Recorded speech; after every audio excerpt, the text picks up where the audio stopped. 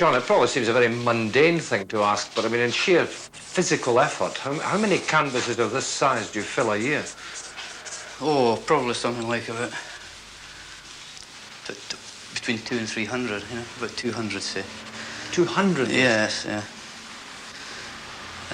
Plus all the drawings and things.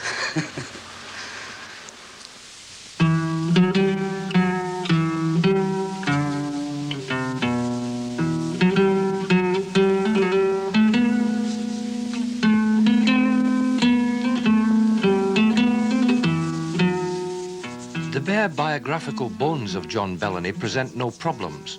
He was born in Port Seaton, near Edinburgh, in 1942.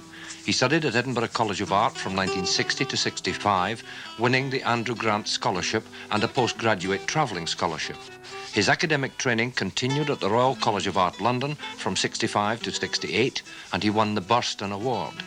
After 8 years at college, and still only 32, he's had 3 one-man shows in London and is now head of the painting department at Croydon College of Art. What proportion of these do you have to store, and how many do you sell? Oh, I store quite a lot, unfortunately. But quite a few go, thank goodness, you know. But it's quite difficult to sell pictures on this scale, you know. But I find that if I conceive the idea on something like this scale or even bigger, if I try to paint it smaller, the thing doesn't flow, it never works, it always looks cramped. There's nothing I can do about it, you know. So I've just got to kind of let the thing flow from the basic idea, the basic perception, you know, which is usually on this larger scale. You know? Inevitably, the storage situation being what it is, you must destroy quite a number. Yeah, I do. Yeah. Or overpaint. Yeah. No, I usually destroy them, because if you overpaint, the other painting comes through and it never works.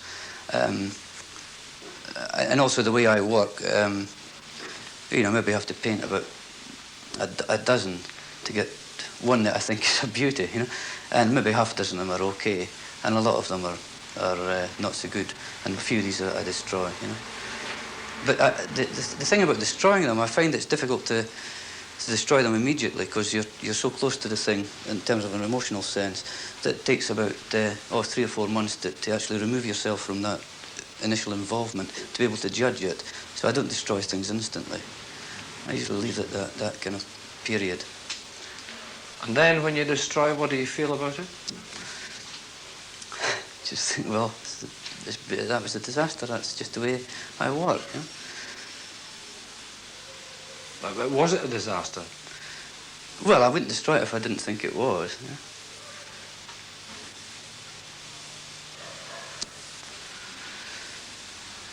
And what is it? Is it a bonfire?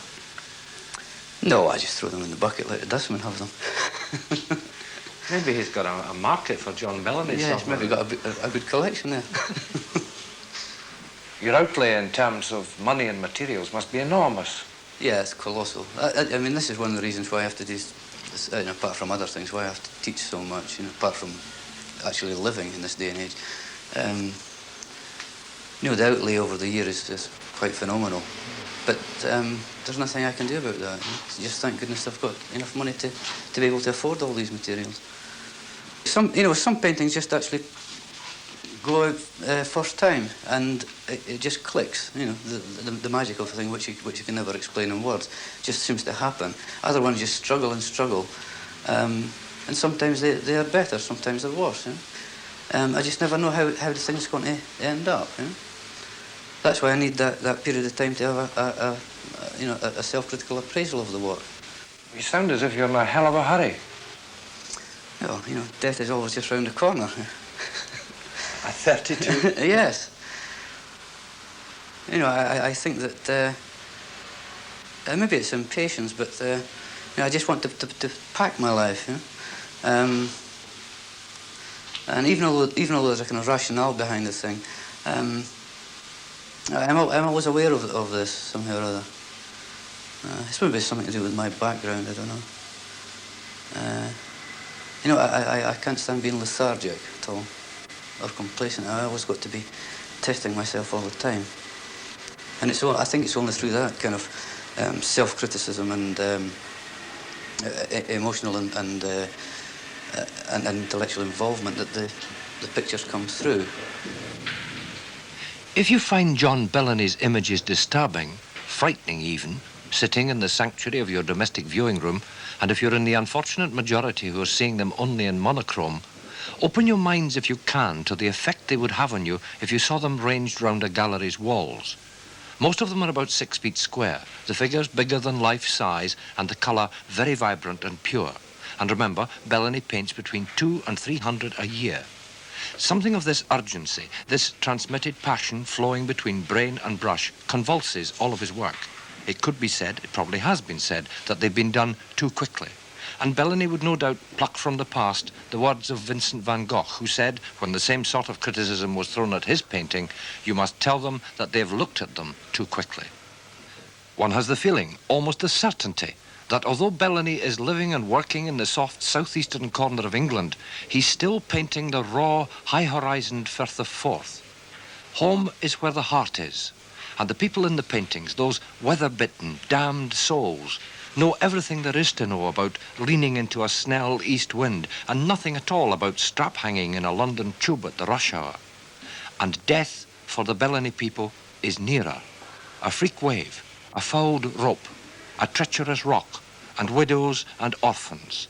And always the deep undertow of Calvinism, no matter how smooth the surface, pulling at the legs of the bravest swimmers and sucking them down and down to what unimaginable depths. Perhaps we could come to a closer understanding of what you mean if you could indicate some of the influences on your work.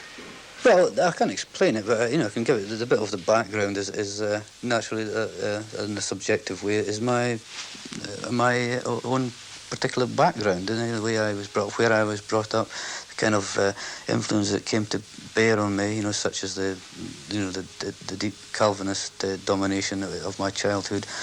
What form did this take? I think we all, if we're Scots and Presbyterian, tend to say the deep Calvinist domination of one's child. No, from a parental situation, both parents were very kind of deeply involved in this Calvinist ethic, and this naturally affects your childhood thoughts. And a lot of the pictures go back to these kind of dominated thoughts. I mean, as with lots of other people. And the particular setting of the place being in a kind of fishing village situation where every day the inhabitants are dicing with death. And I think this actually adds to the strong spiritual kind of religious faith that a lot of these people have, because they're constantly up against it, Well, these are two of the emotional things. Yeah. Well, what about you as you've got away from that background, and do you still feel trapped in a way by it? Well, I don't know if I ever felt trapped or not. Trapped's the wrong word. They are also naturally I'm always using my eyes, and also hoping that I'm using my mind well, and the kind of the total difference of approach to life coming from a rural background into an urban situation, that the values are change so much that I'm affected by that, and that there are kind of your whole spiritual being is rocked completely by the change, and I think that this I feel it was a good thing for me, and the reactions to the kind of society that I'm involved in at this minute, in particular terms London, but also in world terms as well. What's your own personal ethic? Have you broken away from the Christian thing altogether? Well, I'm not so sure. It's like the great Brendan Behan quote, which is, it's all right being a daylight atheist. I probably don't have the same kind of strictures as I had, in my earlier youth, about the thing. But I believe that there's a monumentality somewhere. What it is, I don't know. But I strive in this kind of direction. The mysticism surrounding the the kind of Calvinist thing, I'm not so sure of either. But I'm just always aiming for this monumental grandeur of human dignity, and this is what I'm trying to get over in the painting, is the human being is the core of the thing, as opposed to the kind of formal elements being more important.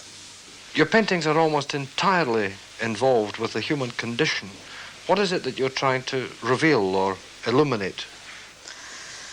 Oh, that's a difficult one. It's I suppose just the conflict of man in this world, really. With all the forces round about him, whether they be physical or spiritual. And by confronting myself with these kind of things, trying to make an intimate statement, personal statement, about my feelings around this situation, and by this confrontation, hoping that the person who looks at this thing will get some kind of spiritual satisfaction from my attempt. But it's a very difficult thing to put into simple terms. Are you optimistic about the human yes, situation? I am optimistic, and I think, the things might at first glance look a bit harsh, but it's only by this absolutely honest confrontation that the optimism comes through. The fact that man can look at the thing I hope, in an intense way as this. This is basically optimistic and not pessimistic. Because it takes a bit of courage to attempt this kind of thing. As Rembrandt did, or as many of the greats did. Are you committed politically? I've socialist beliefs, yes. Is there socialism in your canvases? Well, I would hope so, yes. Is there your kind of daylight atheism in your canvases? I think there's quite a lot of non-daylight atheism as well, mixed. But again, we can get caught up in words too much here, rather than the kind of visual impact of the things. I'm not trying to be obscure on purpose. I just, I feel strongly that talking about the actual imagery and dissecting the imagery like a kind of jigsaw puzzle is not a constructive way of looking at this thing. What do you see as the role of the artist in our society? Is he a prophet or a seer? He can be a prophet, and he also can be a... he can probably feel and look at things in such a colossally intense way that his vision can stimulate the viewer who's looking at it to a kind of a more profound understanding of themselves. So, in a sense, you're a medium as well? Oh, of course. Well, the painting is the medium, yeah. The actual picture itself, yeah. Are you a manipulator? Well, I don't know quite what you mean by that. Do you think that by what you do in your paintings, you are possibly capable of manipulating other people's views? No, you mean in a kind of political, polemical way? Perhaps that, in a spiritual way too. Well, I'm much more interested in them being affected in a spiritual context rather than I'm not trying to make any kind of political statement through the thing at all. Although maybe some earlier stuff was a bit like that, but only really on the surface. I'm really trying to get at the root core of our existence here. That sounds rather pompous, but I don't mean it to be like that. You make no concessions at all to the decorative market in your work. Has that temptation been difficult to resist? No, it never entered my head, really, that I could ever bastardise my vision by making these kind of compromises. So it's not an issue that particularly worries me. I don't want to keep quoting these great, these examples of people who I adore so much. It would be an insult to them and also an insult to myself to bring considerations like that into my work. So it's not a problem that worries me at all. And how much does actually selling paintings worry you? Oh, it doesn't worry me either. You know, if somebody wants to buy something, of course it's quite nice, and you have a few sprees on the money. But if they don't, it's too bad. I mean, I can't do anything about it. I confront people with the work, and they can. It's up to them to make their mind up about it. You know. Do you have views on this in general terms? I mean, do you think this is how all painters should paint, or...? I think that's how almost great painters have been, really.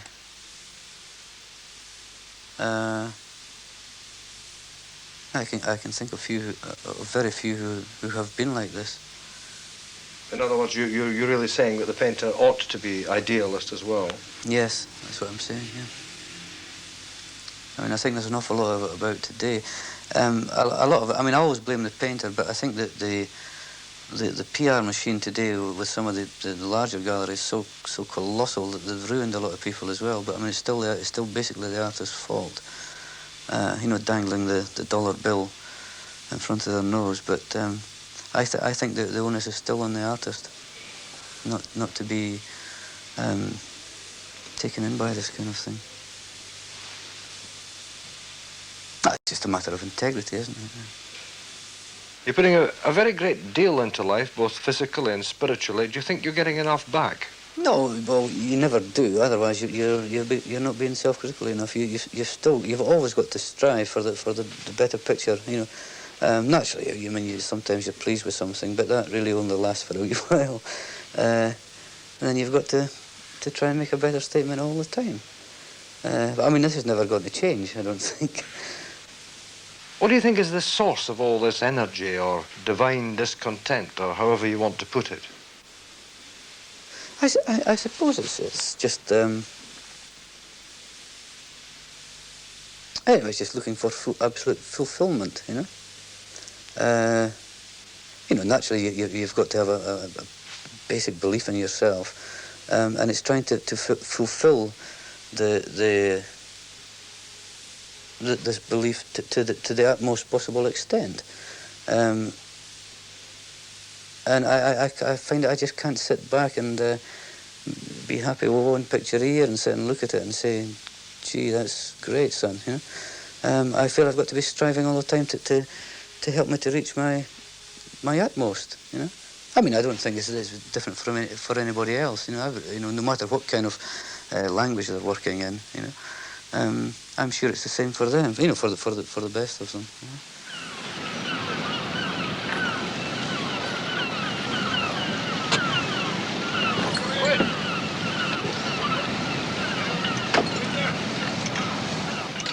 As often as possible, John Bellany returns to Port Seton, to the coastline where, as the old hymn says, age upon age the rocks remain. Back to the fish factory where he worked, to the cheerful boozers and drouthy cronies, to the smell of hot pies and the chap of dominoes on a dark night, to the people who are still a part of him and he of them. What's it been like being back here today? Can you sum it up? Yeah, it's been absolutely refreshing.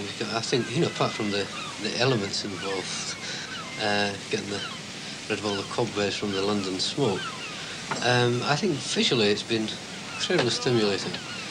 I mentioned before about the high horizon line, and now I see it again. I'm more convinced I'm right using that high horizon line in my pictures. And I found this incredibly stimulating. And then meeting people again who are so direct and straightforward and honest is also very refreshing. You know, people I was at school with, people I've known for years. It was super to see everybody again. What sort of jump do you have to make mentally from being head of painting at Croydon College of Art and gutting fish here at Port Seton? Not in the least, no jump at all. It's all just practically like a natural flow.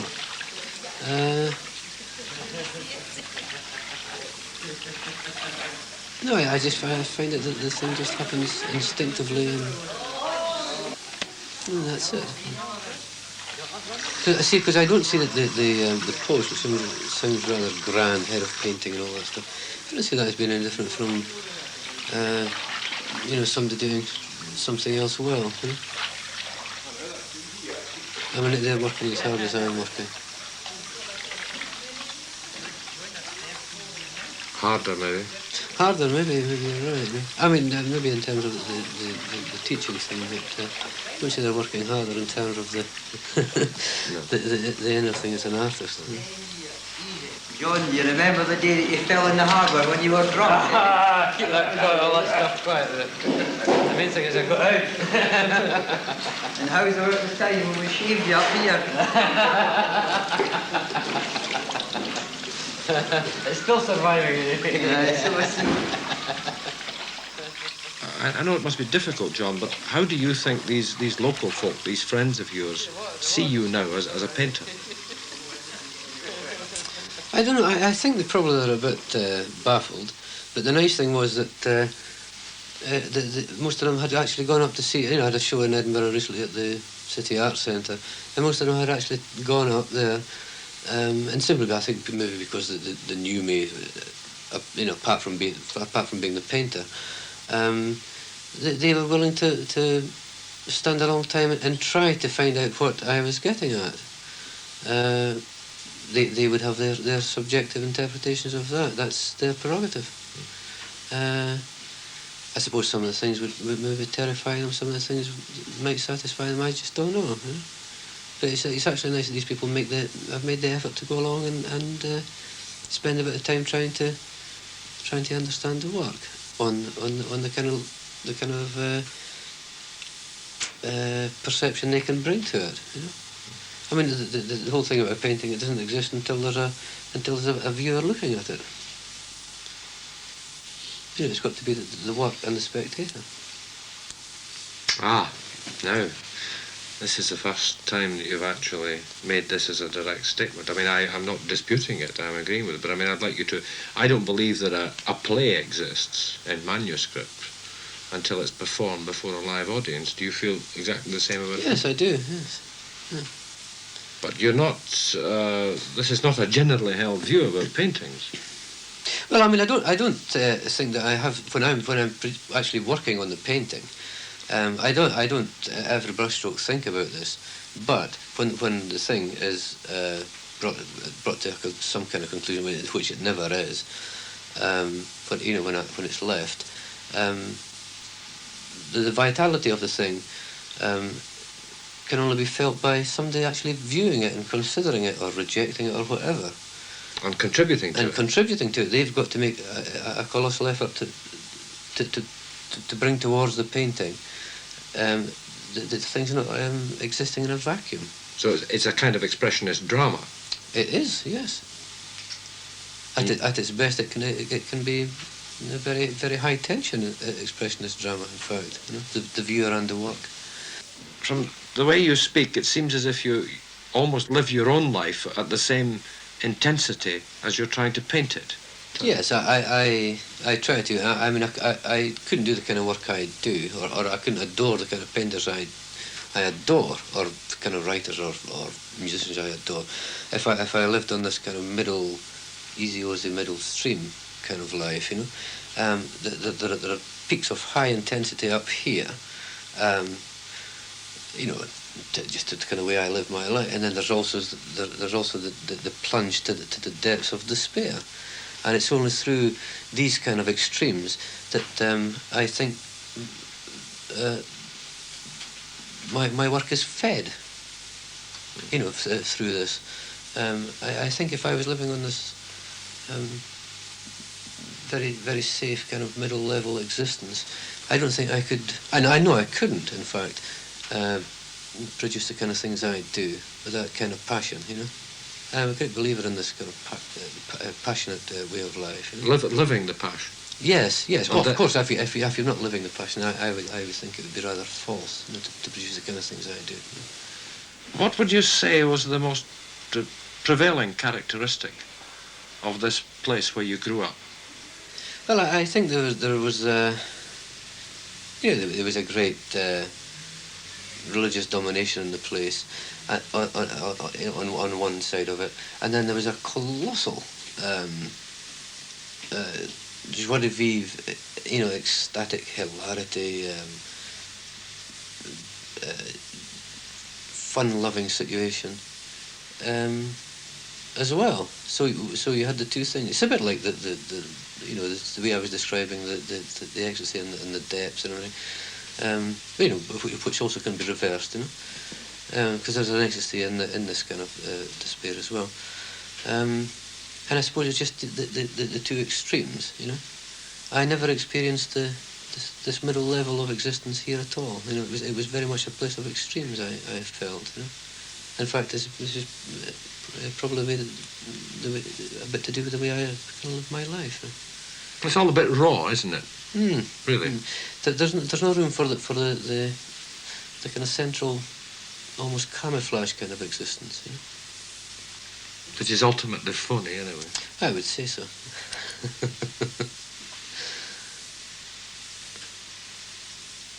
Do you find in